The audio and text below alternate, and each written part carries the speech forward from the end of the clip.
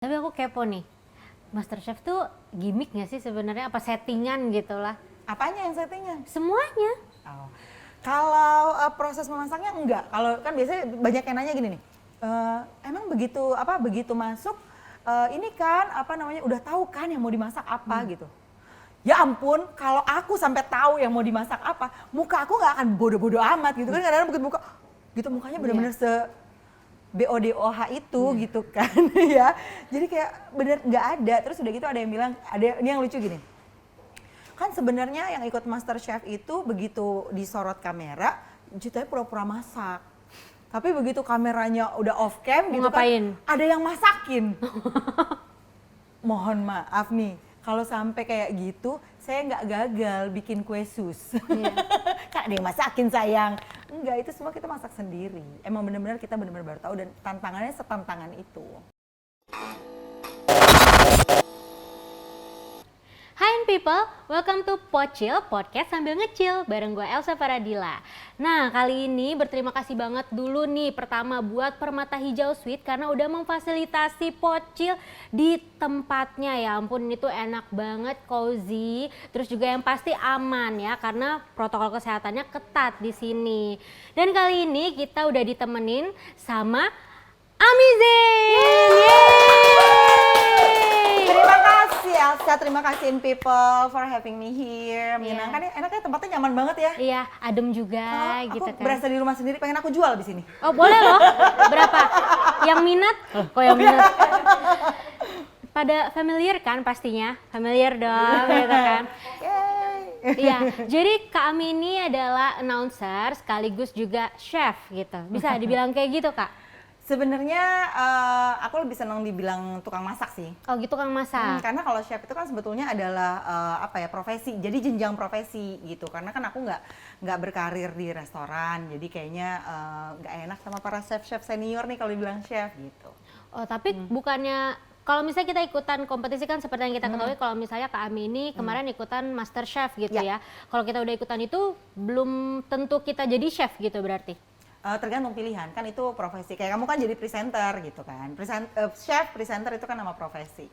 Tapi pekerjaan kita sama-sama masak. Ada yang kalau sekarang sih sebetulnya istilahnya banyak. Ada celebrity chef, ada juga cook, ada juga chef, ada eksekutif chef gitu. Biasanya itu jenjang di restoran sih.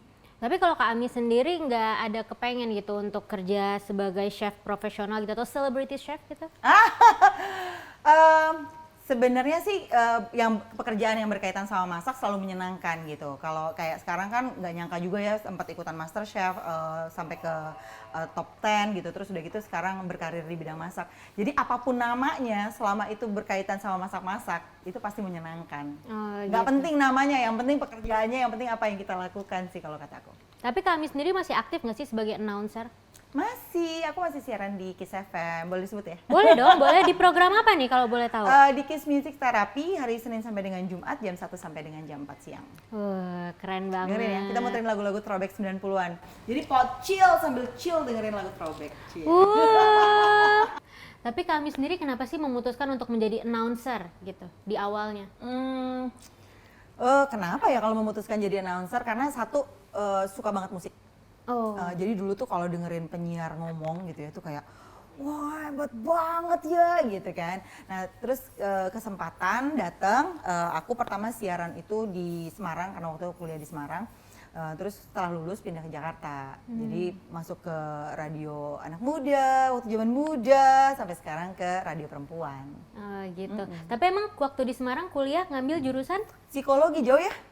Oh psikologi, kenapa tuh nggak diterusin karirnya padahal kan zaman sekarang tuh psikolog lagi ini banget ya, hype banget karena anak muda zaman sekarang tuh aware banget sama mental health gitu. Takut kena mental ya? Nggak apa, saya ngambil psikologi karena berobat jalan sih. Nggak, karena menurut aku psikologi itu kan belajar manusia.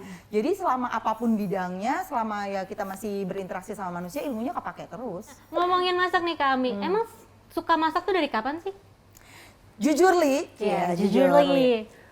Aku tuh pernah ngobrol ya sama suamiku. Dia bilang gini, kenapa ya dulu waktu kita nikah katanya, aku sama kamu jagoan aku masak kata suamiku gitu. Terus karena aku benar-benar nggak bisa masak. Tapi masak itu kan karena kebutuhan ya gitu, karena udah tinggal bareng berdua sama suami, jadi mau nggak mau masa dia makan beli terus, mendingan uangnya buat aku. Orang pikir romantis, ini masalah ekonomi sayang.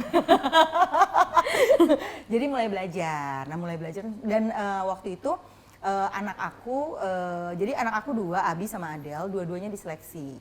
Jadi anak aku harus terapi, kita harus pindah ke Bandung. Nah di Bandung tuh kita benar-benar tinggal bertiga kan. Pindah ke tempat baru, sesuatu yang baru, jadi kayak waktu itu jadi terasa panjang banget gitu. Ngapain ya yang kita bisa aktivitas bertiga dan bikin happy? Kita bertiga tuh doyan makan. Jadi kita coba nih semua resep sambil aku ngajak anakku. Ternyata memasak ini bisa jadi terapi juga buat anak-anakku. Kan mereka kan kalau diseleksi itu kesulitan membaca, terus udah gitu juga kesulitan kayak number gitu. Nah, jadi misalnya kayak sekarang kita mau bikin pancake, mama butuh 3 sendok gula gitu ya misalnya ya. Yuk kita sama-sama ngitung. Sambil megang sendok dia belajar motorik. Gitu. Jadi dia belajar motorik halusnya, bagaimana menggenggam sendok. Mungkin untuk orang biasa tidak dengan diseleksi, memegang sendok itu kayak big deal banget sih megang sendok. Hey, megang sendok itu kan kita megang sendok kalau kita sudah motorik halusnya sudah berkembang dengan sempurna, kita megang sendok cukup begini. Tapi untuk orang yang motorik halusnya tidak berkembang dengan sempurna, dia megangnya begini, ngegrip. Nah, jadi dari situ aku ternyata memasak ini nggak cuma sekedar menghidangkan makanan yang enak, tapi ternyata memasak ini banyak banget manfaatnya. Jadi dari situ terus udah gitu kita jadi punya quality time bertiga gitu. Karena mendistract dia dari pertanyaan papa mana, karena papanya di Jakarta, kita di Bandung kan gitu. Papa mana kita masak aja, nanti kalau papa kesini kita masakin juga. Jadi banyak yang banyak yang bisa didapatkan dan banyak manfaatnya dari masak. Dari situ aku mulai tadinya memasak untuk makan, ini memasak untuk happy. Masak untuk happy? Iya, memasak untuk happy. Jadi happiness itu bisa kita dapat dari kita di dapur bertiga, walaupun habis itu dapurnya berantakan. Iya. Kita nggak happy, tapi nggak apa-apa. Karena proses membersihkan juga proses belajar. Maksudnya adalah mamahnya belajar nyuruh, anaknya belajar mengerjakan. Betul. Maksudnya ngerjainnya bareng. Berarti karena mencari kebahagiaan tersebut gitu ya. Itu apa jadi salah satu tujuan mengikuti MasterChef? Maksudnya? Kebahagiaan? Iya, jadi kan katanya memasak itu untuk mencari kebahagiaan. Apakah karena hal tersebut nih mencari kebahagiaan jadi ikutan MasterChef? Nah awalnya karena kenapa ikutan MasterChef? Karena kan senang masak. Nah kalau masak itu nggak mungkin bisa kita bikin cuma satu porsi. Pasti bikinnya banyak kan? Wah sisa banyak nih, nggak habis-habis, kita bawa aja ke kantor. Dari situ terus udah gitu kita sharing. Dari sharing terus orang-orang pada bilang, lu ikutan MasterChef? Dari bercanda, dari yang cuma bercanda, masa sih ikutan MasterChef, gue gitu, emak-emak ini gitu kan, masa ikutan MasterChef. Tapi ternyata begitu begitu kesempatan itu datang, terus orang-orang pada mendukung, kenapa nggak dicoba? Dan satu lagi gini, aku tuh ikutan MasterChef umur aku 41 tahun. Jadi orang selalu bilang, ngapain lagi sih lo ikutan gitu loh. Lu kurang bahagia sama hidup lo sampai harus kayak mencari tantangan gitu. Menurut aku enggak gitu. Menurut aku kehidupan mau dalam usia berapapun, kalau kita punya mimpi, kejar. Mau kita baru umur 19 tahun malah lebih bagus kan, mau mulai early starter lebih bagus. Tapi kalau ternyata kita harus menunda mimpi kita dulu karena mengurus anak dulu, karena kita mesti berkarir dulu atau kita mengerjakan apa, begitu kita sudah punya kesempatan, ya udah go for it gitu. Gak apa-apa. Gak ada kata terlambat sih dan gak ada kata expired. Expired adalah kalau kita berhenti. Nah, itu kita udah expired ya udah. Pokoknya intinya jangan pernah bosan untuk belajar ya. Belajar, mencari pengalaman. Benar. Belajar sama mencoba menantang diri sih. Ya kan kita mencoba karena hidup di comfort zone juga lama-lama nggak comfort amat juga kan gitu. Betul. Jadi kita menantang diri kita nggak apa-apa kalau misalnya kita dapat tantangan terus udah gitu kita tidak mencapai apa yang kita mimpikan gitu ya. Nggak apa-apa, tapi paling nggak kita udah berani melangkah aja gitu. Kayak masuk ke MasterChef tuh aku nggak pernah nyangka sama sekali di umur aku kemarin kayak kadang-kadang nih kalau dapat tantangan gitu kayak sebenarnya gue ngapain sih di sini gitu ya. Kadang-kadang sebenarnya gue ngapain sih gitu. Bukannya lebih enak saya rebahan sambil nonton drakor gitu. Tapi ternyata begitu itu semua udah lewat, manfaatnya tuh banyak banget. Oh gitu. Banyak banget karena lebih menghargai diri sendiri juga. Nanti kasih tahu manfaatnya setelah kita chill dulu nih. Baiklah kita mau chill ya. Iya. Oh beda ya harusnya sama piringnya. Iya benar. Kurang anggun. Chill. Yang satu cheer, satu chill. Ada kurang kompak ya kita ya. Nah, kami tadi kan katanya ikutan MasterChef itu banyak manfaatnya. Boleh disebutin ya sih? Em, Validasi diri salah satunya. Jadi kayak selama ini kita bisa masak, orang beneran suka nggak ya masakan kita gitu. Tapi begitu di MasterChef ada juri profesional, kita jadi ngerasa, oh ternyata kita punya loh skill. Kan kita hidup nih, ini agak lebih serius ya. Kita kan hidup sering banget ngalamin pengalaman gagal. Anak nggak mau makan, kita merasa jadi ibu yang gagal. Suami marah-marah, kita merasa jadi istri yang gagal gitu. Tapi dengan memasak suatu hal yang simpel nih, dengan kegiatan memasak, terus udah gitu juga kita berhasil menghidangkan suatu makanan, masakan, itu adalah koleksi pengalaman berhasil. Dan itu juga yang aku terapin sama anak-anakku. Jadi di Seleksi itu koleksi pengalaman berhasilnya banyak, pengalaman gagalnya banyak banget. Orang bisa baca, dia belum bisa baca. Orang ngomongnya bisa lancar, dia belum bisa lancar. Nah, tapi dengan aktivitas seperti dia bisa nyeplok telur, dia bisa membuka telur, itu kan mengoleksi pengalaman berhasil. Dan itu bagus buat kepercayaan diri gitu. Jadi kita juga, walaupun kita umurnya udah dewasa ya, tapi kan kadang-kadang kita suka nggak percaya diri kan. Iya, Bener nggak sih? insecure. Iya, insecurity check gitu ya. Nah, dengan sesimpel kita memasak itu prosesnya cepat, dari kita proses menyiapkan makanan, kita proses memasaknya sampai menghidangkannya. Kita tahu apakah langkah-langkah proses yang kita lakukan ini oke apa enggak nih. Yang lama kan nyuci piringnya sebenarnya. Iya betul juga sih. Nah itu pengalaman gagal saya tuh. Ya tapi dari memasak itu, ya itu kita bisa mengoleksi pengalaman berhasil untuk diri kita sendiri supaya kita ya punya perasaan ya kita tuh nggak gagal-gagal amat lah, bikin telur dadar bisa gitu kan, bikin donat bisa gitu. Jadi banyak-banyaklah mengoleksi pengalaman berhasil. Kalau misalnya bingung gimana caranya, kan nggak perlu semua orang jadi presiden atau nggak perlu semua orang jadi Miss Universe ya kan. Dengan sukses di dapur aja itu udah bisa meningkatkan rasa ini sih, percaya diri. Itu menurut aku ya gitu. Selain validasi diri ada lagi nggak? Banyak orang yang kenal.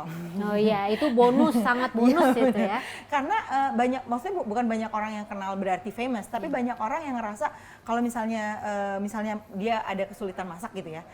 Aku tuh sering dapat misalnya DM, kalau masak ikan itu sebenarnya biar nggak amis gimana sih gitu. Kan kita kan merasa kayak ini kita Dibutuhkan gitu ya, dan iya, kita iya. punya teman baru Betul, gitu loh. betul. Dan kita punya skill yang orang mengakui skill itu, and it's okay gitu, nggak usah merasa kayak kita kan kadang-kadang kalau punya skill suka tutup-tutupin, nggak biasa aja, nggak bisa gitu kan. Show off dong. Pamer, kita nggak punya skill aja kita pamer, apalagi punya skill ya nggak? Iya betul. Ya kan in people, gitu. Jadi ngerasa kayak dibutuhkan itu tetap dibutuhkan sama kita. Nah itu kita didapetin juga dari MasterChef. Terus kan di MasterChef itu kita dipaksa untuk masak bahan yang mungkin selama ini kita nggak familiar. Iya. Jadi ada satu challenge, stinky challenge. Aku disuruh masak, milih pete, jengkol, cumi asin, duren, sayur asin, pokoknya yang bau-bau gitu ya. Nah dengan jenius gini otaknya, nggak pernah masak jengkol, milihnya jengkol, kan jenius banget ya. Gagal lah, pastinya kurang berhasil. Tapi ya nggak apa-apa, kita jadi dipaksa untuk lebih kreatif. Kalau misalnya di rumah, kita pasti akan memilih bahan yang sudah familiar, comfort zone sekali lagi. Tapi dengan mengikuti kompetisi, kita dipaksa keluar dari comfort zone kita, dan ternyata bisa juga kok gitu. Walaupun ya dengan perjuangan yang sangat luar biasa. Iya, betul.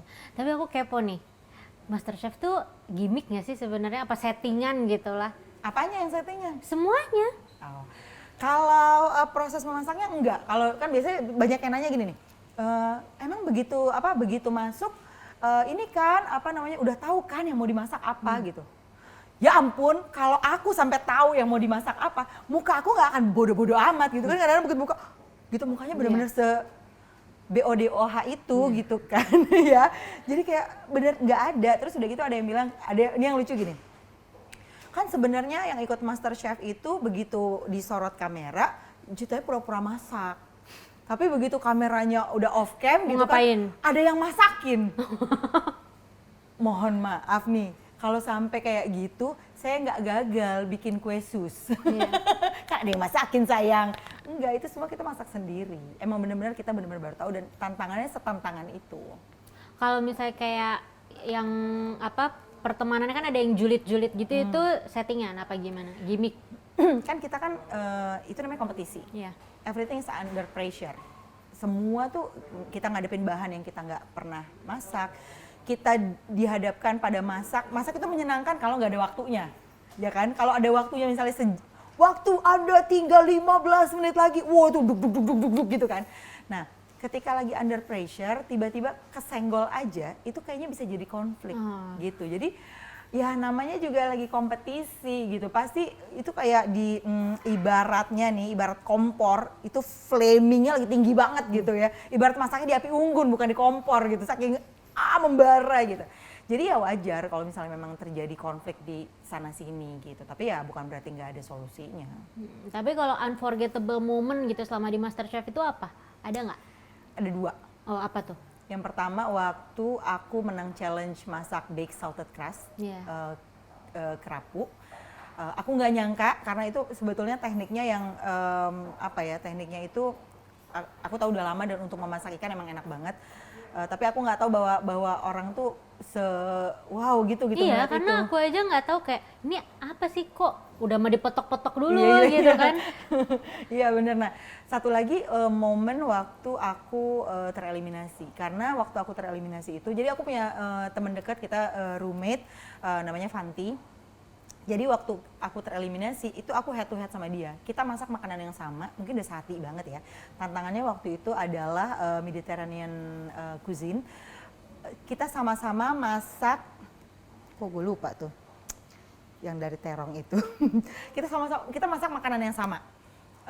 Ternyata makanan dia itu lebih baik gitu. Jadi perasaan harus berpisah sama teman dekat yang udah ibaratnya nih kita udah kita pressure bareng, kita ngadepin tantangan bareng, terus udah gitu salah satu dari kita mesti pulang gitu. Berat buat aku, berat buat dia, dan itu kayak momen yang sedih banget gitu. Apalagi head to head gitu ya. Iya, dan kita tuh temen dari awal kita audisi tuh aku barengan sama dia. Gitu. Jadi begitu mesti keluar tuh sedih banget gitu, sesedih itu jujurly. Kenangan banget. Tapi kalau Kak Ami sendiri apa namanya nonton MasterChef yang season 9 ini nggak, kan lagi berlangsung nih? Nonton beberapa, sedih banget juga waktu ada kebetulan yang penampilannya mirip aku nih, si Dea yang sama-sama pakai turban. Iya, Karena netizen itu selalu nge-tag.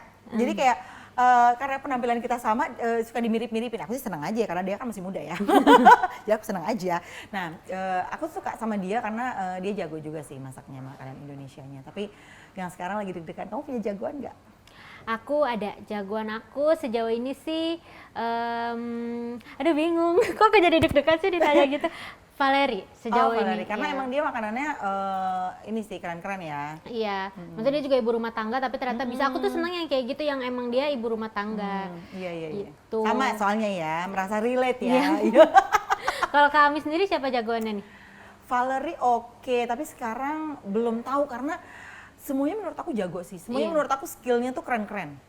Jadi kayak memasak itu kan masalah selera ya, gitu. Jadi kan kayak si ini enak, si ini penampilannya bagus, si yang ini kematangannya kayaknya oke nih kalau dilihat dari TV ya kan. Tapi begitu di sana, karena aku pernah ada di kompetisi itu, jadi tahu banget kadang-kadang yang kelihatan indah itu belum tentu rasanya seindah itu. Enggak, karena kita sendiri suka kaget.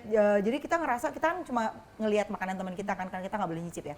Terus kita lihat ini makanannya enak banget, tiba-tiba dia dipanggil pressure test, kita kayak nggak mungkin gitu loh makanan seindah itu, tapi ternyata ya memang segitunya gitu. Berarti don't judge book by the cover ya? Iya, tapi cover juga kan menarik ya. Iya, karena kan yang dinilai di MasterChef itu ada 3 kan, flavor, terus apalagi ya? Penampilan. Iya, penampilan, satu lagi apa? Tekniknya juga. Teknik. Piring. Ya plating sayang. Plating itu namanya. Percayalah sama Chef Renata ya Chef. Seneng aku. Itu ya aku inget banget waktu ada Chef Juna ngelempar piring karena banyak ini apa fingerprint. Iya, karena itu emang sepenting itu ya. Iya, karena kan kalau kita ngomongin soal makanan, kita kan ngomonginnya juga satu tentang keindahan, sama satu lagi tentang higienis. Iya. Ya higienitas itu penting loh, karena kalau misalnya di piring kita ada fingerprint, nah itu kan berarti kita nggak hati-hati tangan kita habis megang apa. Makanya kan sebenarnya kalau chef atau yang bekerja di dapur seringkali kita menggunakan hand glove kan, sarung tangan. Ya itu karena kita mau menyajikan kepada konsumen kita tuh makanan yang terbaik gitu. Jangan sampai habis makan makanan kita enak dirasa tapi nggak enak di badan kan, jangan dong. Betul. Tapi kalau Kak Ami kan nih jago masak ya, tukang masak. Iya, amin. Amin. Kalau anak-anak sendiri ada ini Anak-anak. bakat, iya. Kan kayak aku tadi cerita, jadi memasak itu aktivitas kita barengan gitu. Jadi kayak kalau ditanya apakah mereka punya bakat apa enggak, mereka suka masak deh, mungkin itu. Mereka udah bisa masak makanan yang sesimpel bikin scramble egg, mereka bisa bikin French toast, mereka bikin yang sesimpel-simpel itu. Karena kalau misalnya aku tuh termasuk ibu yang lumayan tegas ya. Jadi aku bilang gini, aku menyajikan makanan untuk anak-anak karena kan kita udah mikirin menunya, gizinya, segala macam gitu ya. Tiba-tiba anak kan suka gini, nggak mau yang itu, maunya ngemil gitu, atau maunya makan roti, atau maunya gini. Bikin sendiri? Bikin sendiri. Oh bener? Bener, bikin sendiri. Itu bahannya ada semua di dapur, bikin sendiri. Gitu, jadi kadang-kadang mereka misalnya mereka mau bikin apa gitu, misalnya mereka mau snack yang aku lagi nggak bikinin, terus mereka ntar ngambil terigu, dikasih susu, dikasih gula sedikit, butter, telur, mereka aduk-aduk jadi serabi atau pancake ala-ala mereka. Waduh, Terus keren makannya pakai honey atau apapun yang mereka mau aja, pakai coklat sprinkle gitu. Jadi kayak ya udah nggak apa-apa. Itu kan masak itu surviving skill. Iya, betul. Kalau misalnya ada zombie apokalips gitu kan, tiba-tiba harus bisa masak dong. Kalau ada zombie apokalips, mohon maaf, kita yang jadi makanan dia. Minum dulu. Kak. Ayo, yuk. Oh, lupa mulu piringnya. Allahu Akbar. Chill. Kami ada plan untuk buka usaha nggak sih? Sekarang aku udah punya usaha. Usaha kuliner? Iya, itu usaha kuliner. Oh iya, apa tuh? Namanya I Am Pop ID. Jualan ayam pop pasti? Iya, sebenarnya tadinya jualan ayam pop, tapi terus udah gitu jadi melebar ke berbagai menu ayam gitu. Jadi ya itu gara-gara sebenarnya awalnya nggak niat usaha, cuma karena itu tadi seneng nyoba resep kan, seneng masak, terus karena dibagi-bagiin, ya udah gue pesen deh, pantang menolak rezeki, akhirnya diseriusin gitu. Ada di mana tuh, aku mau cobain? Instagram dong. Ada store-nya nggak, offline store? Enggak. Sejauh ini sistemnya PO apa ready stock? Udah. Kapan mau boleh pesen. Oh, oke, siap. Boleh loh dipromoin ayam pop namanya. iampop.id. Oke, iampop.id. Nah, berarti kan kami ini berarti sebagai seorang ibu, seorang istri juga wanita karir gitu ya, bisa dibilang. Gimana sih Kak cara ngebagi waktunya? Jujur aku sebagai ibu baru tuh masih bingung banget. Aku tuh kayak, nanti aku yang curhat udah, ayo Kak, silakan. Kalau aku gini, kalau aku di peran apapun yang aku jalanin, aku akan fokus. Jadi ketika aku ada di kantor, aku tidak mikirin rumah. Nggak bisa. Ya itu dia, awalnya memang nggak bisa. Karena kalau badan aku di kantor, hati aku di rumah, akhirnya pekerjaan aku nggak maksimal. Begitu juga kalau aku di rumah, aku nggak mikirin kantor. Jadi kalau aku di rumah ya aku mikirin sama anak-anak, main, nginin PR mereka, atau kalau misalnya mau bikin konten-konten gitu ya ajakin mereka masak gitu. Tapi aku nggak mikirin urusan kantor dengan masalah apapun yang ada gitu. Jadi benar-benar fokus. Walaupun itu cuma kayak misalnya cuma sekedar ketika pulang kantor sampai menjelang mereka tidur, ya udah waktunya ya buat mereka. Nah itu kan tadi membagi waktu antara anak dan juga pekerjaan. Ke suami itu gimana sebagai seorang istri gitu kan. Karena apalagi udah ada anak, pasti waktu sama suami itu pasti berkurang banget kan. Nah untungnya kita berdua, kan aku nikah udah hampir 17 tahun ya. Ih lumayan, mau sweet 17 ya Cin. Nah jadi kita tuh menyadari kalau nggak bisa kalau kita tidak meluangkan waktu. Karena yang namanya cinta itu perlu usaha. Nggak kayak tiba-tiba datang dari langit gitu. Jadi kita waktu itu dalam proses, kamu kan masih baru, santai, masih proses. Nah waktu dalam proses itu kita nyari apa ya yang kita sama-sama bisa lakukan dan bikin kita happy. Ternyata kita happy motoran. Aku sih boncengers ya, aku boncengers, dia yang bawa motor. Tapi dengan naik motor, kalau di mobil, walaupun misalnya kita cuma berdua, tapi seringnya kan sama anak-anak kan, walaupun kita cuma berdua, obrolannya beda. Tapi kalau kita motor tuh kan benar-benar cuma berdua, terus kita sampai beli kayak Bluetooth earphone gitu yang benar-benar kita bisa ngobrol. Dan kita tuh suka touring gitu, kemarin tuh kita habis touring ke Semarang, kita ke Ciletuh, ya jadi motoran berdua gitu. Dan itu bikin happy banget, asli bikin happy banget. Seru ya, itu di usia kan anaknya ada dua nih, ada dua, di usia berapa udah mulai bisa ibaratnya tuh pergi-pergi kayak gitu tanpa mikirin anak gitu loh, bukan nggak mikirin anak ya, ngerti kan yang kami yang maksud aku? Sebenarnya sih dari awal juga kita selalu punya waktu berdua. Jadi kayak satu hari di weekend itu kita selalu punya waktu berdua, harus disempetin. Walaupun anaknya masih bayi? walaupun anaknya masih baik. Oh. Karena kalau misalnya orang tuanya nggak happy, anaknya jadi rewel. Gitu. Jadi aku happy kalau misalnya aku nonton atau makan atau apa gitu ya. Terus kalau sama anak kan akhirnya aku megang anak dulu kan, terus udah gitu makannya belakangan gitu. Sementara aku tuh senengnya makan bareng gitu. Jadi akhirnya udah disempetin waktu berdua. Awal-awal sih emang nangis mulu, baru juga sampai ke restoran, menunya juga belum keluar udah pulang yuk, nangis gimana gitu kan. Tapi enggak, harus ditegain karena I think I deserve it. Sama seperti I think my husband deserves it. Karena walaupun dia seorang bapak, tapi dia juga seorang suami gitu, yang kita butuh pacaran aja gitu. Iya. Jadi kalau harus apa ya, kan peran kita banyak nih ya kan. Kamu kan baru menikah nih, tenang aja. Baru ini namanya lagi honeymoon kan, baru punya anak istilahnya gitu. Tapi kalau kita nggak sisakan, sengajain Bu, jangan disisain waktunya, emang dijadwalin gitu ya. Kita punya waktu khusus berdua, lama-lama kita akan hubungannya lost gitu. Jadi lama-lama kita akan terasa deket tapi jauh gitu, karena sama-sama nggak berusaha aja untuk mendekat.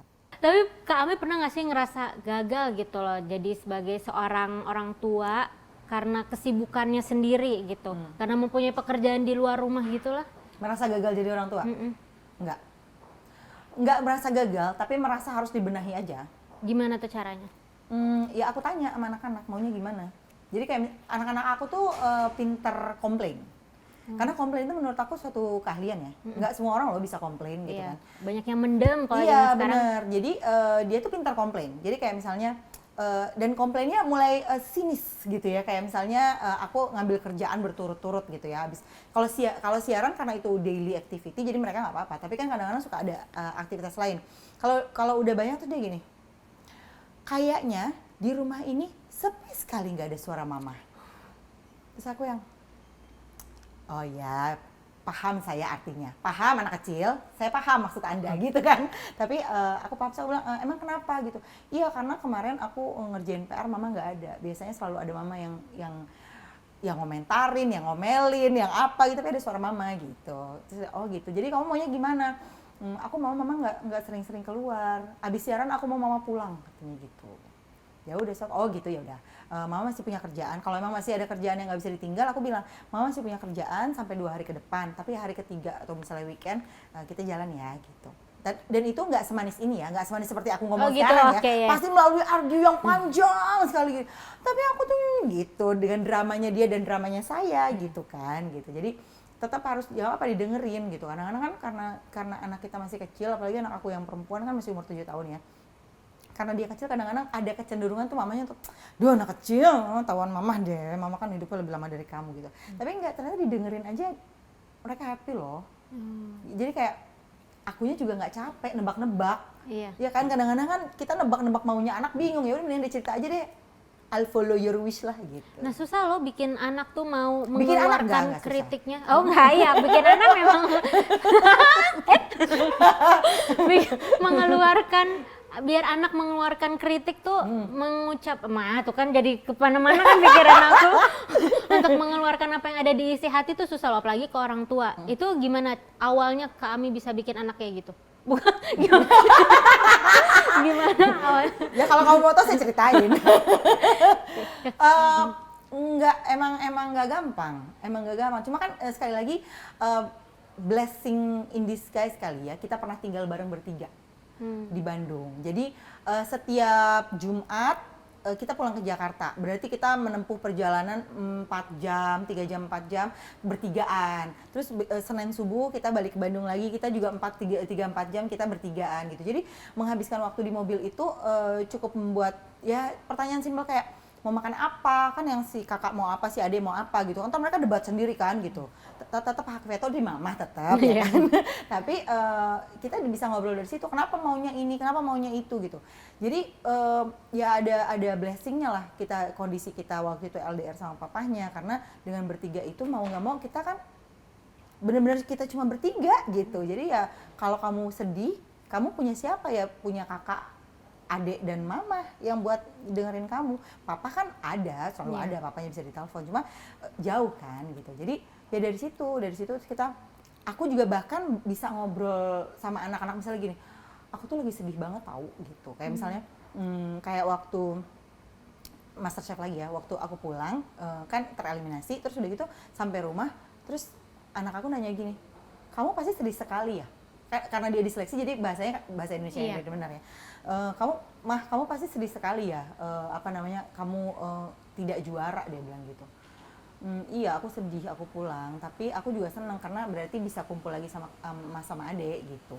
Nah jadi kan nggak gampang ya untuk nanyain perasaan ke orang tua gitu. Ya menurut aku itu nggak akan terjadi kalau kita nggak pernah benar-benar tinggal bareng bertiga sih. Gitu. Tapi kalau peran dari seorang ayah sendiri kan biasanya anak tuh urusan ibu gitu. Penting nggak sih peran seorang ayah tuh?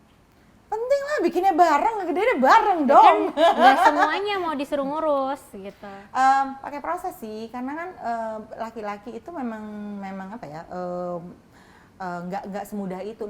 Nurturance-nya merawat anak tuh kan pasti lebih tinggi perempuan kan. Iya. Kasih tahu aja. Kalau aku gitu kok, bagi tugas aja. Ya pakai debat, udah dibilangin. Pakai urat? Bukan lagi, udah sampai ke sini rasanya gitu. Tapi ya udah, kadang-kadang kita ngerasa, kita perempuan tuh ngerasa udah ngomong sekali kayak udah cukup ya, nggak usah bilang lagi. Nggak apa-apa, dia lupa, ingetin lagi aja. Kalau perlu berantem ya berantem aja. Ntar berantem ketemu solusinya. Gitu. Berantem aku sama suamiku juga gitu, arguing segala macam. Karena ya sesuatu yang kita sepakati hari ini belum tentu kita sepakati besok. Iya, betul. Tapi nggak pernah kan selama ini berantem depan anak tuh itu anti ya? Apa pernah? Karena kita suka arguing ya di mobil aja. Oh. Iya, maksudnya kita memilih tempat makan aja. Itu kita tuh bisa debat loh gitu. Memilih kayak misalnya abis ini kita mau mampir ke toko buku atau enggak aja, itu bisa debat. Atau hari ini aku mau langsung tidur, aku mau ditemenin tidur sama papa sama mama, itu bisa debat gitu. Ya udah, nggak apa-apa. Jadi mereka tahu kalau debat itu bukan berarti berantem. Tapi mencari solusi gitu kan. Iya, walaupun kadang-kadang solusinya ada antara ada dan tiada, tapi ya nggak apa-apa, belajar aja mengemukakan pendapat kan nggak apa-apa gitu. Dapat tetap hak veto di tangan mama. Ya. Hidup mama. Hidup Ayo, mama. kita nih piringnya nggak boleh ketinggalan. Oh iya benar. Kita chill lagi. Iya. Makasih loh buat In People udah nemenin ya. Gue dan juga Kak Ami ngobrol-ngobrol, berbincang-bincang, banyak banget ilmu yang didapat, mulai dari apa ya, ilmu memasak, gosip-gosip tentang MasterChef gitu kan.